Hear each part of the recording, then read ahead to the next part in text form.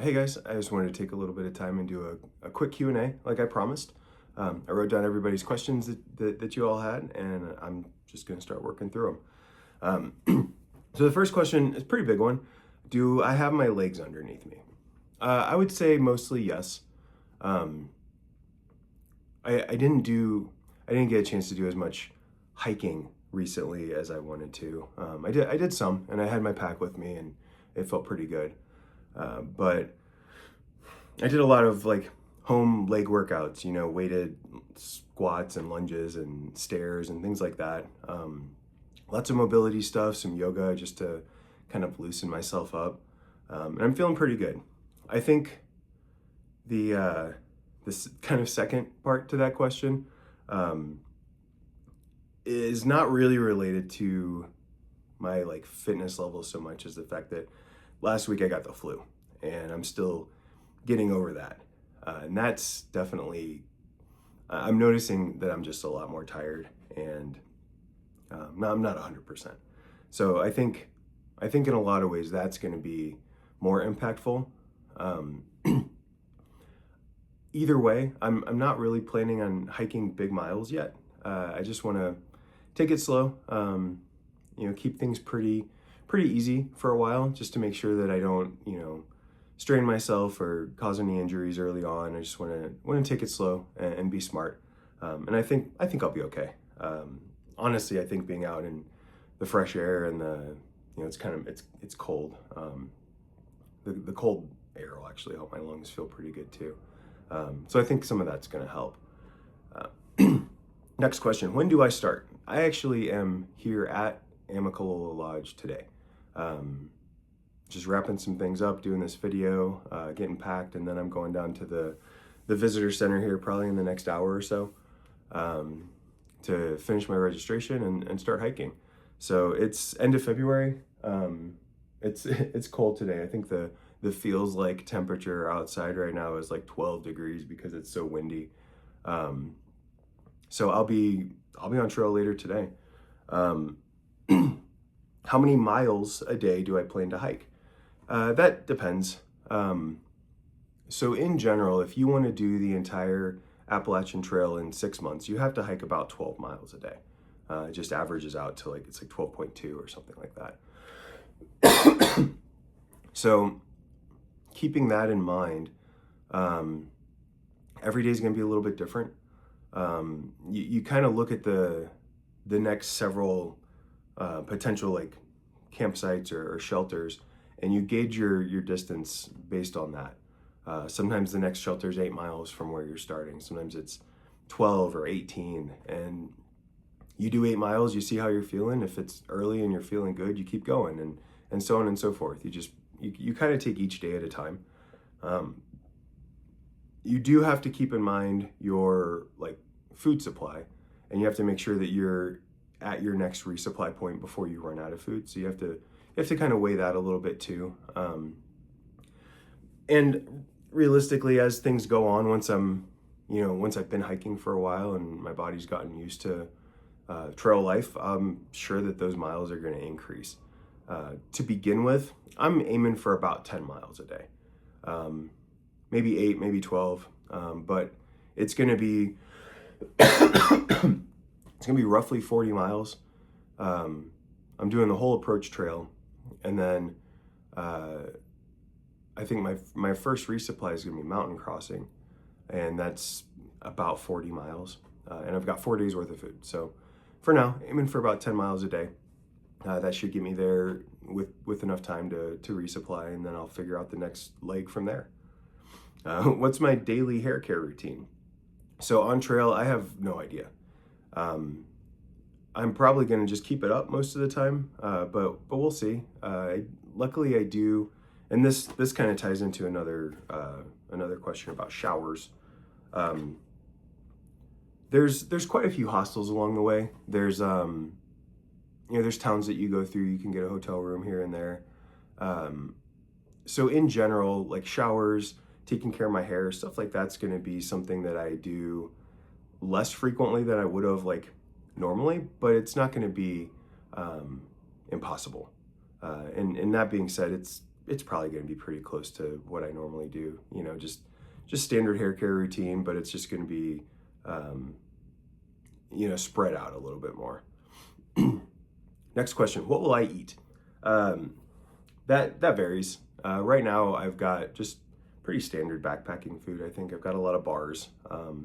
I've got I got some peak refuel meals for dinner for the first couple days.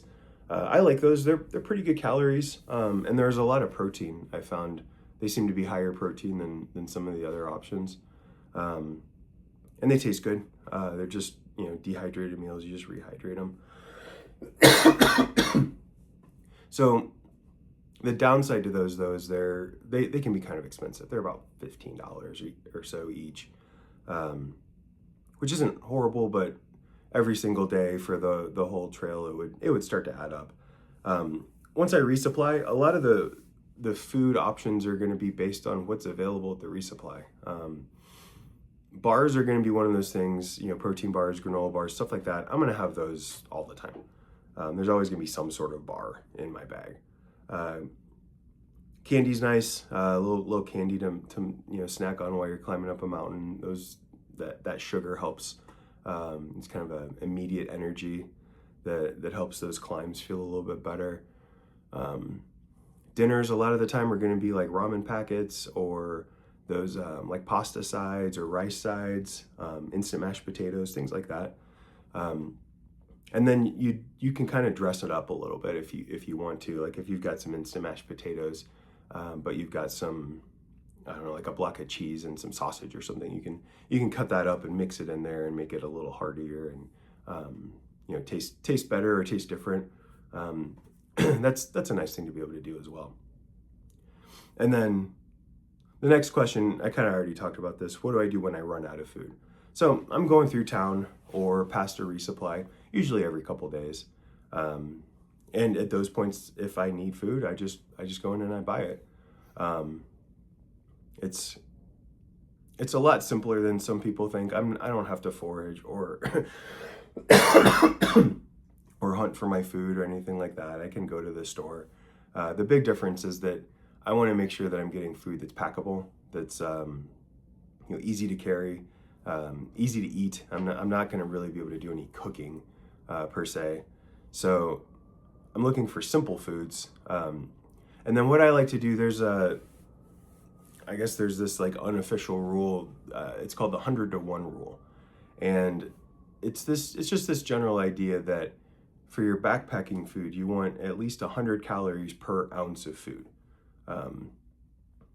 On average, that gives your food a certain like calorie density so that you're carrying a certain amount, you have limited space in your bag. And this kind of helps guarantee that the food that you're carrying has enough calories, because you end up burning a lot of calories on one of these trails. So if you're doing, if you have 2 pounds of food, that's a little over 3,000 calories. And that's, for me, that would be great for one day. So that gives me kind of a baseline to aim for. If I've got a 3-day food carry, I'm going to probably try to pick up about 6 pounds of food, and it's going to be about 9,000 calories total. I got quite a few questions about poop. So there's actually a lot of bathrooms along the way. There's, especially here in the South, there's quite a few shelters. And I think most of them, if not all of them, have privies or like pit latrines. So you can use those. Obviously, when you go through town, there's plenty of bathrooms available. But barring that, yeah, you are going out in the woods. That's why I've got my my shovel and my whole like poop kit, so that when the time comes, if I need to, I can wander off into the woods a little bit and take care of things. Am I taking a GPS tracker? Not a dedicated GPS tracker, not like a Garmin InReach or anything like that. My phone will do it, and my phone also does like satellite communication for emergencies and things like that. One nice thing, sorry, and this kind of goes to another question about phone connectivity. There's a lot of, as time's gone on, felt like cell phone service along the trail has gotten a lot better.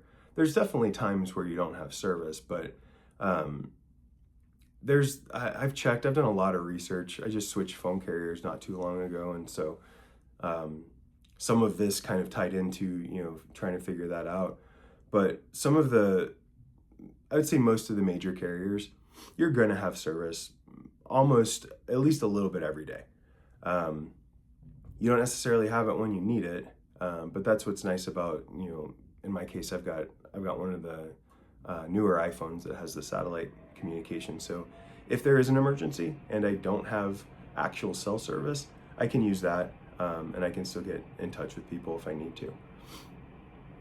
Contacts versus glasses. So for me, I just wear glasses. I wore contacts years ago, but it's been over 10 years since I did. I think that's, it's a personal choice. I know there are people that have done the trail that have dealt with their contacts every day. There's some people that normally wear contacts and just switch to glasses, for their hike. In my case, I'm just going to wear glasses, mostly because I haven't had contacts in such a long time. It didn't really make sense for me to try and change things or switch things up. I do have a pair of prescription sunglasses. It's going to be really bright a lot of days, and so having those will be nice. But other than that, I'm not planning on switching into contacts or changing things up at all. And that's it. That's all the questions. If you guys have more, feel free to throw them down into the comments. I'm happy to jump in there and answer any others.